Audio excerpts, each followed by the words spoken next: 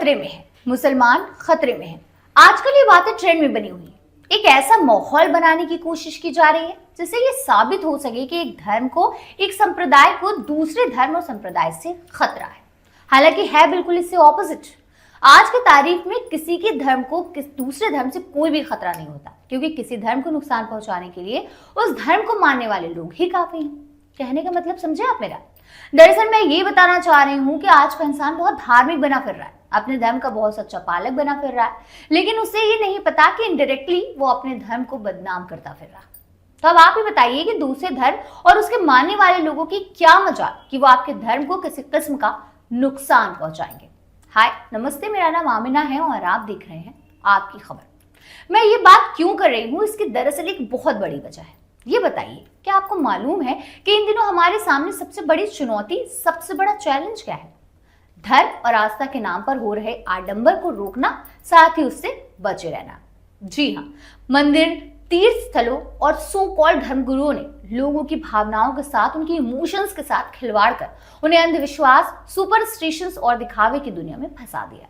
आस्था आपको विश्वास की ओर ले जाती है और अंधविश्वास अक्सर विश्वासघात की ओर। आस्था आपके अंतर मन के विश्वास का प्रतीक होती है जो हम ईश्वर पर करते हैं, और अंधविश्वास आपके मन में छुपे किसी डर की तरह होता है, और इसके एग्जाम्पल हमें समय समय पर देखने को मिलते भी रहते हैं। एक लेटेस्ट उदाहरण एग्जाम्पल पर आज हम अपनी रिपोर्ट में बात करने वाले हैं, क्योंकि हमें ऐसा लगता है कि इस पर बात करना बेहद जरूरी हो गया है। अब अगर हमने अपनी आंखें नहीं खोली तो हम अपने आने वाली जनरेशन को अंधविश्वास, सुपरस्टिशन के एक ऐसे दलदल में डुबो कर जाएंगे जहां से फिर उनका उस दलदल से बाहर निकलना नामुमकिन हो जाएगा। दरअसल सोशल मीडिया पर कुछ दिनों से वृंदावन के एक मंदिर का वीडियो वायरल हुआ है, जिसमें बड़ा सवाल खड़ा कर दिया है। वायरल हो रहे इस वीडियो में लोग मंदिर में भगवान के दर्शन करने के बाद दीवार पर बने एक सूर से बहता हुआ पानी लोग भगवान कृष्ण का चरणामृत समझकर पी रहे हैं। लेकिन असल में ये पानी कोई पवित्र चरणामृत नहीं, बल्कि एसी से निकलने वाला पानी है। सोशल मीडिया पर वायरल हो रहा है ये वीडियो मथुरा के बांके बिहारी मंदिर का है। यहाँ एक हाथी की मूर्ति से टपकते पानी के लिए भक्त लाइन लगाए खड़े दिख रहे हैं।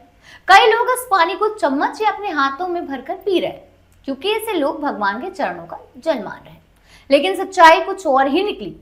इस हाथी की मूर्ति से टपकने वाला पानी असल में वहां लगे एसी का था। इतना ही नहीं, मंदिर के पुजारी और पंडित भी इस बात का खंडन कर चुके हैं कि ये पानी चरणामृत नहीं है, बल्कि एसी का पानी है। वीडियो बनाने वाले शख्स ने भक्तों को ये बताया भी कि ये पानी भगवान के चरणों से नहीं बल्कि एसी का है, लेकिन फिर भी लोग इसे पीने से बाज नहीं आए। इन लोगों को ये नहीं मालूम कि चरणामृत समझकर जो ये एसी का पानी पी रहे हैं वो कितना खतरनाक है।